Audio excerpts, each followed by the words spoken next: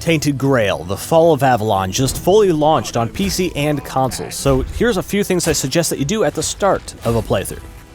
After you get through the intro prologue, you'll wake up on a beach because reasons, and now you're free to pretty much go wherever you want in the first open world region. Head a short distance northeast from that beach though, over to this little island to snag a few important things. Go past the crashed boat after you loot everything and you'll spot that small island in the distance that you'll need to swim to. Swim? Nice view. Okay, once you get to this island, there's one enemy you'll have to fight, but it swings really slow, so just dodge when it winds up, get in a few hits, back up, it'll be dead. After that, search these little sacks for a ring that increases your armor and a cloak. Also nearby is a pirate's booty, with coins and a shield hidden inside that booty. But the main thing we came here for is found around the backside of this island, where you can spot a corpse with a very useful spell, even for non-spellcaster characters, and a wand on the ground right next to him. The wand reduces mana cost by 15%, but the spell will let you summon an AI companion to fight on your side. After he's conjured, you can swap over to any other weapon that you primarily use. If you're going a melee or bow build, might as well make use of that mana bar you have down there. Have this guy summoned to fight along with you, and he can tank enemies for you. If you have the spell in one of your hands, you can actually tap the input to direct him to target a specific enemy. Next, a quick thing about if you want to play from third person, which you can switch to by pressing Z on the keyboard or D-pad up on controller. However, by default, the third person camera is super zoomed in. Go into the options, third person camera distance, and set it to around 2.4. This will give you roughly the third person perspective from an Elder Scrolls game. Another option, if you set it to around 3.5, this will give you more of an Elden Ring style perspective. Third person feels quite a bit different, and something that I noticed is that some attacks have completely different animations depending on if you're in first person or third person. Like the heavy attack with the two-handed sword in first person holds it up into the air to your side, pointing forward. In third person, the same heavy attack has you hold the sword behind your head before swinging it downward. Interesting detail. Now let's find your horse by going from the starting beach heading west, then north up to where you'll find the King's Road Bridge. From the beach, follow the main road. Be in awe of the cinematic flying creature, go up past this waypoint, and you'll meet your first big dilemma. Left or right? Going right will take you right to a shovel in the road if you don't already have one already. There are hidden chests partially buried all over the place that you can dig up with this shovel. Sometimes you can spot these by little bugs circling around them. Back on the horse journey, hug the wall right after the shovel and you can avoid combat here if you want to, and then you'll see a wooden platform where you can hop the fence to the left. Keep heading north here until you come to a large castle-like entrance to a bridge, and dip to the right to avoid the enemy guards. Down along the side of this path you'll see a long bridge that you're now under, and this is where your horse is being held hostage. Or we're just flat out stealing it, I don't know.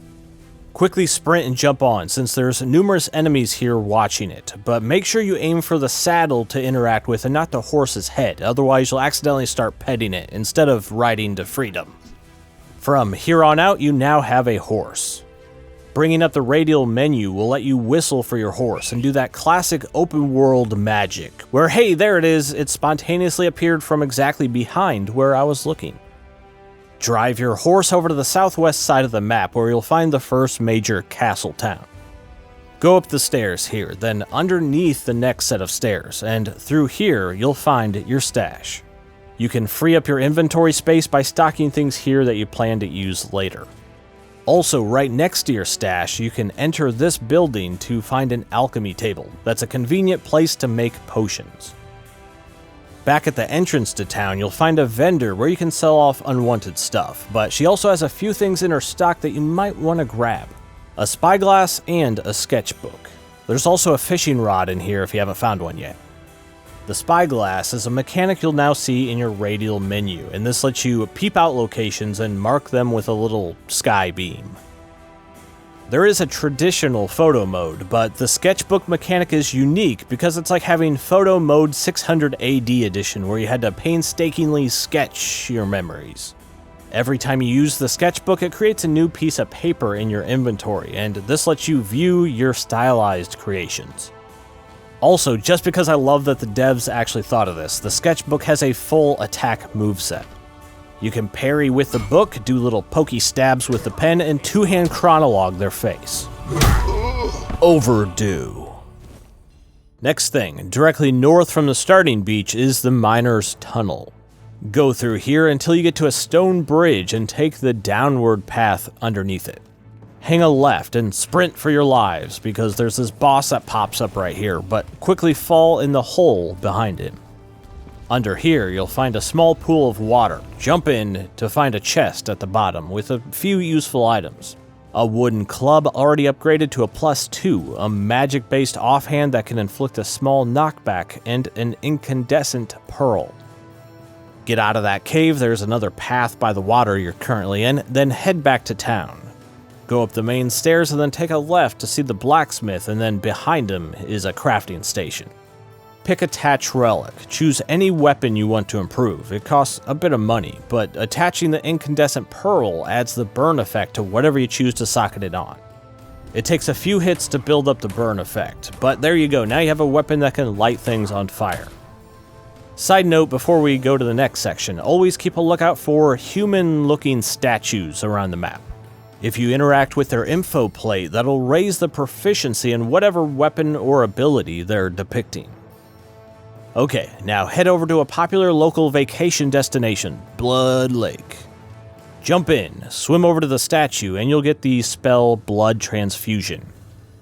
If you already found this spell in the prologue, you can double up the spells in each hand to make this quickly absorb enemies' health, well, faster. Now swim down into the blood water until you find an entrance to an underwater cave. In here you'll have to fight a mini-boss to continue, so make sure to pop your medieval bullet time effect to get in as many hits as you can while it's active. This thing drops an upgraded sword and some new armor that you'll likely have to bump up your stats a bit to use. Then you'll come to an opening with a tree and a challenging path underneath it, but instead go up the stairs behind it. Up here is a table where you can find a soul stone and a druid's wish gem. The wish stone increases your mana by a little bit, but the soul stone actually can save you from death. After it's equipped into your amulet slot, it'll absorb the power from 10 kills to save you from death once, completely refilling your health and mana.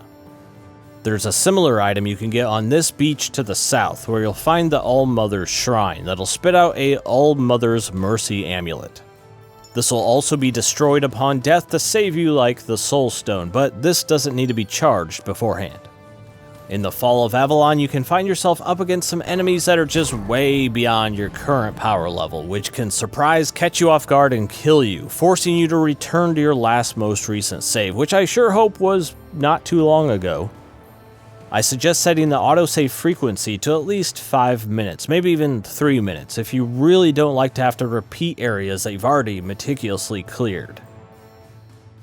Now, on that beach where the shrine was, if you head to the end of the dock nearby to the south, there's a useful spell you can find.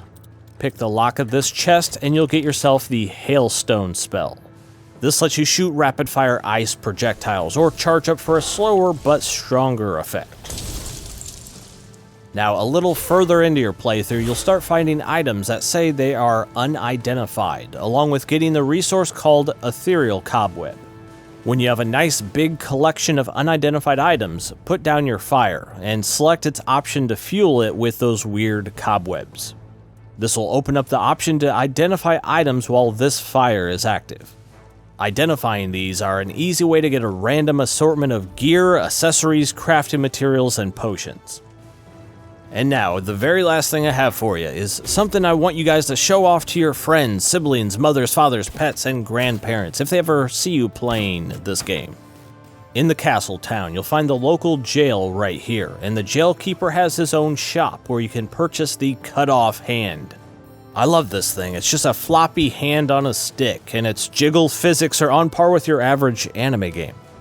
Using this in combat guaranteed slaps by actually slapping with the power of decaying hand physics.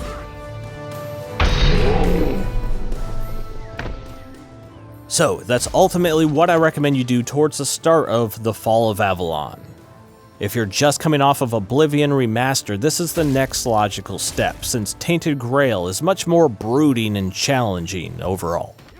Let me know what you think of the game if you picked it up, or if you played it back when it was still in early access.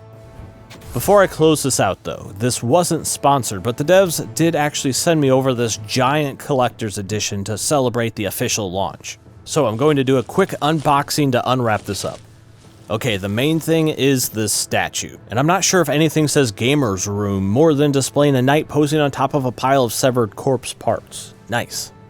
Looks like a giant mouse pad with some of the game's maps. A little art book showing some enemy designs, weapons, locations, stuff like that. Whoa. A sketchbook to jot things down or sketch out your environments like the sketchbook mechanic in the game. A metal poster you can stick to your wall, and some of these little coin thingies. Oh, one of these is a magnet. I bet if I... boop. Yup.